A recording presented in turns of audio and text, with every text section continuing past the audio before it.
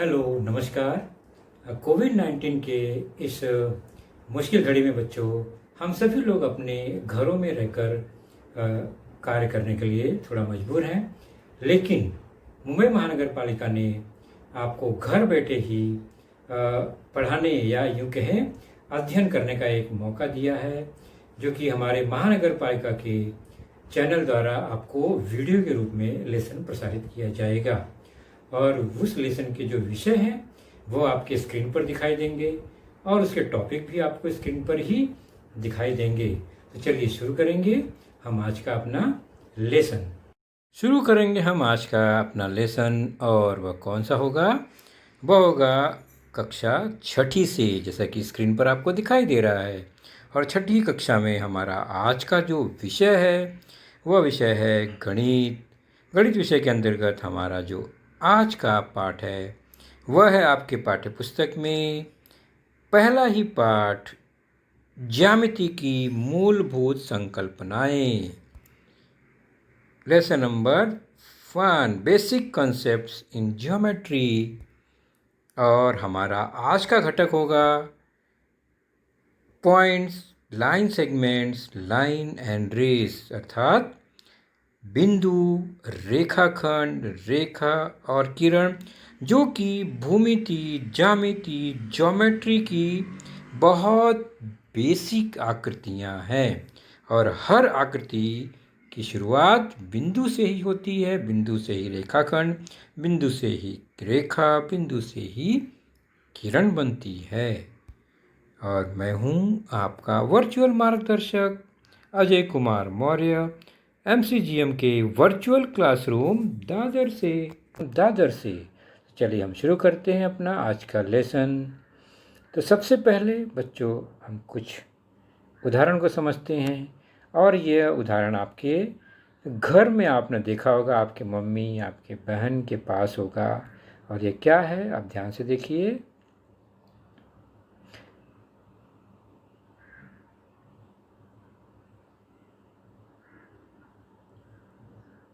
निश्चित ही अब तक आप पहचान गए होंगे कि यह किस चीज़ का चित्र है और इसमें क्या दिखाई दे रहा है। तो ये है विविध आकार की बिंदियाँ। बिंदी आप जानते हैं ना, माथे पर लगाया जाता है। तो हम सामान्य तौर पर बोलचाल की भाषा में ऐसे वृत्ताकार छोटे से भाग को हम बिंदी कहते हैं। और इसका एक निश्चित आकार है जो कि हमें दिखाई देता है। जबकि गणित की भूमिति में बच्चों एक ऐसा आकार है जो बहुत ही छोटा है और जिसे हम केवल संकल्पना कर सकते हैं, देख नहीं सकते। लेकिन चूंकि हमें उसे बताना है तो हम उसे कागज़ पर बना सकते हैं, छोटा सा। और वह एक छोटा सा आकार जो होता है वह बिंदु कहलाता है। यहाँ पर बिंदी है और वह बिंदु कहलाता है गणित में, जो कि बहुत ही छोटा होता है। जैसे कि एक पेंसिल की नोक आप हल्के से रख दो तो भी एक निशान दिखता है। वास्तव में बिंदु तो उससे भी छोटा होता है, लेकिन वो हमें दिखाई नहीं देगा। इसलिए हम एक वह दृश्यमान आकार जो पेंसिल की नोक से बना उसे हम क्या कहते हैं? बिंदी कहते हैं। बिंदु क्या कहते हैं उसे? बिंदु, पॉइंट। जैसे कि यह एक बिंदु है, यह दूसरा बिंदु, यह तीसरा बिंदु है। तो यह बन गया बिंदु, पॉइंट। तो गणित में इस निशान को या इस आकार को कहते हैं बिंदु, पॉइंट। और उसको पहचानेंगे कैसे? उसका नाम देखकर हम उसे पहचानते हैं। तो उसके बगल में एक अक्षर लिखते हैं, चाहे अंग्रेजी का कैपिटल अक्षर हो, चाहे हम देवनागरी का अक्षर हो, कोई भी अक्षर से इसको हम दर्शा सकते हैं। यहाँ पर इस बिंदु का नाम जो उसके बगल में अक्षर है उससे लिखेंगे, पढ़ेंगे बिंदु ए, पॉइंट ए। दूसरा बिंदु के बगल में एम अक्षर है, इसका मतलब उसका नाम बिंदु एम, पॉइंट एम। तीसरा बिंदु जो है उसके बगल में टी लिखा है, इसका मतलब इस बिंदु का नाम है बिंदु टी, पॉइंट टी। ओके, तो ये है बिंदु। तो बिंदुओं का नाम लिखने के लिए अक्षरों का प्रयोग करते हैं। और एक बहुत ही छोटी आकृति है, या यूँ कहें हम ये एक केवल हम उसकी संकल्पना कर सकते हैं, काल्पनिक आकृति है। वास्तव में बिंदु का अस्तित्व हम देख नहीं सकते, बहुत ही छोटी आकृति, और उसे अक्षर द्वारा दर्शाते हैं, कैपिटल लेटर द्वारा दर्शाते हैं। यहाँ पर 3 बिंदु हैं और तीनों के नाम आपने अभी देखे। तो पहली भूमितीय आकृति आपने देख ली, छोटी से छोटी बिंदु। उसके बाद चलिए चलते हैं कागज पर। अगर हमने एक बिंदु बना लिया, उसका नाम दे दिया ए, उसी प्रकार एक दूसरा बिंदु बनाया, उसका नाम दे दिया हमने बी। तो बच्चों इस ए और बी को अगर हम मिलाते हैं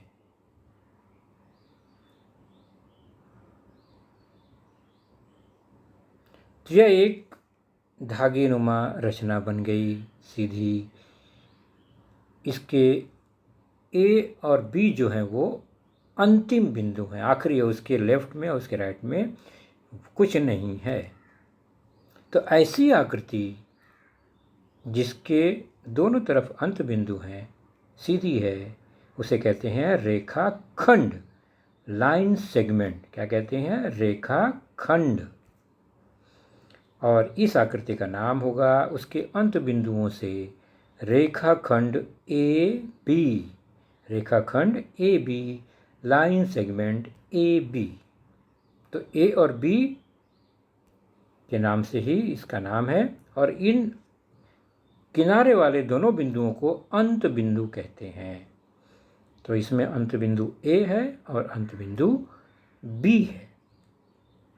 तो रेखाखंड को पूरा इतना बड़ा रेखाखंड 4 अक्षर का यह शब्द है, इसको संक्षेप में शॉर्ट में रेख भी कहते हैं, रेख। तो रेखाखंड को रेख भी लिखा जाता है। तो जब रेख कहेंगे तो उसका अर्थ यही होता है, रेखाखंड।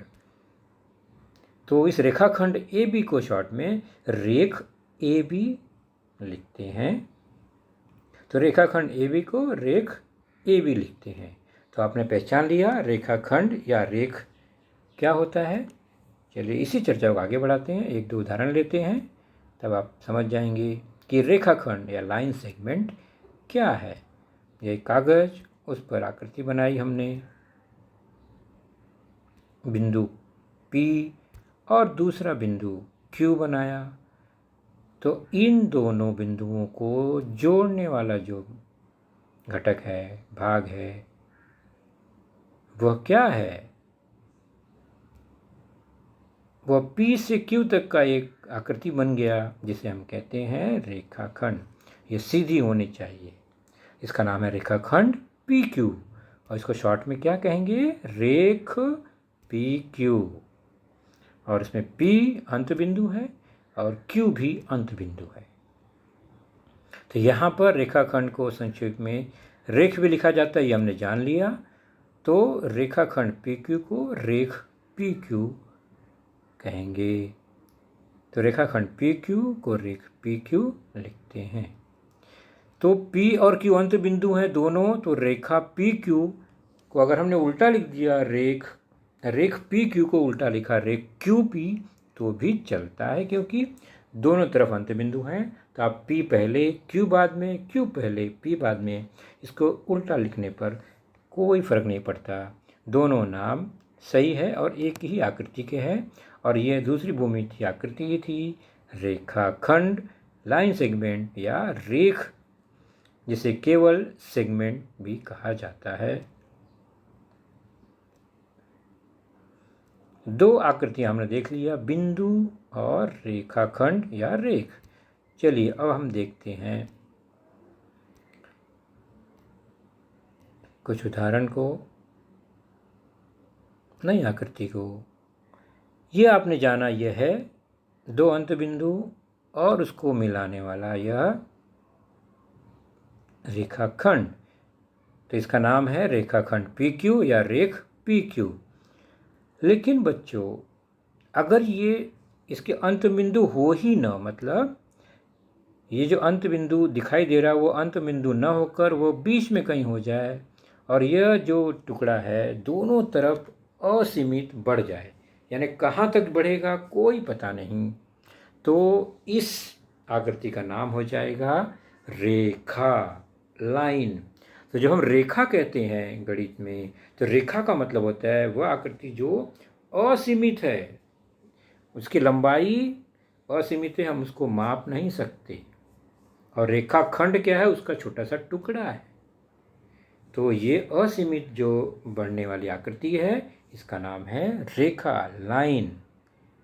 और चूंकि यह हमारे इस स्क्रीन के आर पार चला गया, तो आखिर इसको हम दर्शाएंगे कैसे किसी कागज पर, इतनी बड़ी है तो कैसे पहचानेंगे कि ये रेखा है या रेखाखंड है। तो रेखा का कोई अंत बिंदु नहीं होता है, ये हमने देखा, और दोनों दिशाओं में ये असीमित है, तो हम इसकी लंबाई को नाप नहीं सकते, क्योंकि ये जितना चाहे उतना बढ़ सकता है। इसलिए हम क्या करते हैं, रेखा को दर्शाने के लिए उसके दोनों सिरों पर तीर का निशान लगाते हैं। तो हम क्या करेंगे, इसको बहुत बड़ा न खींचकर हम उसके दोनों किनारों पर तीर का निशान लगा देंगे, तो यह रेखा ही कहलाएगी। तीर का निशान के कारण यह रेखा कहलाएगी। और इसका नाम कैसे देते हैं, तो उस रेखा पर स्थित कोई भी दो बिंदु से उसका नाम हम दे सकते हैं। तो यहाँ दो बिंदु P और Q दिखाई दे रहे हैं, तो इसका नाम रेखा PQ है। तो यह आकृति रेखा PQ की है। उसी प्रकार अन्य रेखा देखते हैं हम, आकृति आप दोनों ओर तीर का निशान लगा हुआ है और उस पर दो बिंदु हैं, एक पर DE, तो इसका नाम है रेखा DE। क्योंकि यह दोनों तरफ से असीमित है, इसलिए इसका जो नाम है हम दोनों तरफ से दे सकते हैं, DE या ED। तो रेखा ED या रेखा DE दोनों एक ही आकृति है। तो उसी प्रकार यह बिंदु C और D दूसरी रेखा पर है, तो इसका नाम क्या हो जाएगा, रेखा CD या रेखा DC। बिल्कुल सही पहचाना आपने। चलिए तीसरी आकृति का नाम क्या होगा, इस पर दो बिंदु हैं M और N, तो इसका नाम हो गया रेखा MN, और इसका दूसरा नाम क्या होगा, रेखा NM। तो रेखा को भी उल्टा और सीधा कैसे भी लिख सकते हैं, बिंदु को किसी भी क्रम में, रेखाखंड को भी किसी भी क्रम में लिख सकते हैं। तो ये आकृतियां हैं रेखा, लाइन की। चलिए तीन हमने देख ली भौमितिक आकृतियां, एक बिंदु, एक रेखाखंड और एक रेखा। चलिए अब एक नई आकृति की ओर चलते हैं। यह सूर्य, आपने देखा होगा और आपको पता है कि सूर्य से निकलने वाली जो प्रकाश की किरणें हैं वो फैलती हैं, दूर दूर तक जाती हैं, और उस पर आगे तीर का निशान लगा दिया। इसका मतलब ये असीमित है, बहुत दूर तक चाहे कहीं भी जा सकती हैं, कितनी भी दूर तक जा सकती हैं, असीमित दूरी तक जा सकती हैं। लेकिन इनकी शुरुआत निश्चित जगह से है, लेकिन उनका जो अंत है वह निश्चित नहीं है कि कहाँ तक जाएगा। उसी प्रकार टॉर्च से निकलने वाली रोशनी जो है वह भी एक निश्चित जगह से निकल रही है, लेकिन वह बहुत दूरी तक जाती है, असीमित दूरी तक जा सकती है। तो इस दोनों आकृतियों में क्या खास है कि जो आकृति है उसकी शुरुआत एक निश्चित बिंदु से हो रही है, लेकिन उसका अंत निश्चित नहीं है। और ये दोनों आकृतियाँ हमें प्रकाश की किरणें बता रही हैं। दोनों में प्रकाश की किरणें हैं जो एक स्रोत से निकलती हैं और आगे असीमित दूरी तक जाती हैं। ऐसे ही आकृति हमारे गणित में भी है कि एक बिंदु से शुरू होकर, मान लो ये बिंदु A है और ये अगर असीमित आगे बढ़े, देखो तीर का निशान लगा है, तो तीर का निशान लगा है इसका मतलब ये असीमित दूरी तक आगे बढ़ सकता है। जिस ओर तीर का निशान लगा है मतलब वो उसी दिशा में असीमित दूरी तक बढ़ सकता है। जबकि दूसरी ओर एक बिंदु है, तीर का निशान नहीं है, मतलब वो वहाँ से नहीं बढ़ सकता। तो इस आकृति में ए से शुरू हुआ, ये आरंभ बिंदु है एक तरफ, और दूसरी ओर आरंभ बिंदु नहीं है, असीमित है। तो वहाँ पर कोई भी एक बिंदु ले लेते हैं आसपास हम। तो इस आकृति में क्या खास बात है कि शुरुआत तो है, अंत नहीं है। ऐसी आकृति को कहते हैं किरण, रेस। क्या कहते हैं? किरण। तो किरण में एक आरंभ बिंदु होता है और उसका फिर एक दूसरा हिस्सा असीमित दूरी तक जाता है। उस किरण के आरंभ बिंदु से शुरू होकर उस किरण पर कोई भी एक बिंदु हो तो उन दो बिंदुओं से इसका नाम करण होता है। जैसे इस आकृति में इसका नाम किरण AT है। अब ध्यान दो बच्चों, यहाँ पर फर्क क्या है कि दोनों तरफ आरंभ बिंदु या अंत बिंदु नहीं है, दोनों तरफ तीर का निशान नहीं है। इसका मतलब ये उल्टा और सीधा नहीं लिख सकते क्योंकि इसकी शुरुआत निश्चित है, आरंभ बिंदु निश्चित है। इसलिए किरण AT को किरण TA हम नहीं लिख सकते क्योंकि T से शुरुआत नहीं है, शुरुआत A से है, इसलिए AT ही लिखना होगा। तो किरण को हम उल्टा नाम नहीं दे सकते। तो किरण AT को किरण TA नहीं लिख सकते। और किरण का नाम हमेशा आरंभ बिंदु से शुरू करते हैं। आरंभ बिंदु A है तो A से शुरू करेंगे और उस पर कोई भी एक बिंदु लेकर उसका नाम बताएंगे। जैसे कि उदाहरण में यहाँ पर कुछ अन्य किरण को देखते हैं, कैसे नाम लेंगे उसका। यहाँ पर एक किरण है, D आरंभ बिंदु है और एक C अन्य बिंदु है। उसी प्रकार दूसरी आकृति ध्यान से देखिए, जिसपे X और Y बिंदु दिख रहे हैं। तो किरण का नाम हमेशा आरंभ बिंदु से शुरू करते हैं। अब पहली आकृति में आरंभ बिंदु क्या है? D। इसका नाम है किरण DC, CD नहीं। और दूसरी आकृति में आरंभ बिंदु क्या है?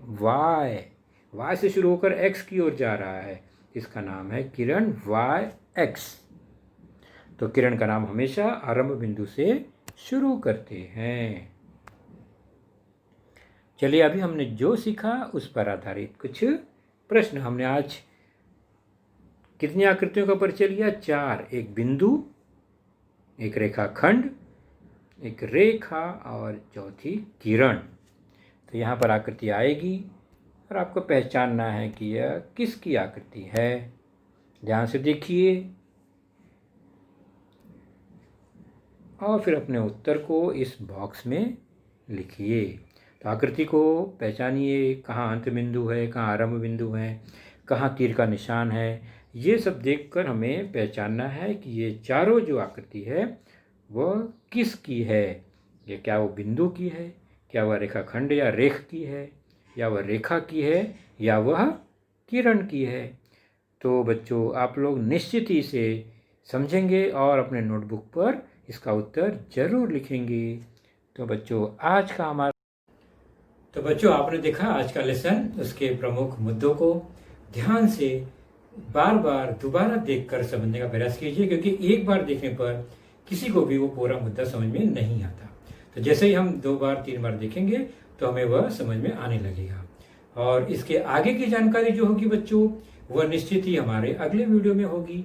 तो उस वीडियो को देखने के लिए, उसकी सूचना प्राप्त करने के लिए जो नीचे सब्सक्राइब का बटन होता है उसे ज़रूर प्रेस कीजिए और नोटिफिकेशन ऑन रखिए, ताकि जैसे ही हमारा लेसन चैनल पर डाला जाएगा आपको वह तुरंत प्राप्त होगा। तो अपना ख्याल रखिए, सुरक्षित रहिए। Thank you.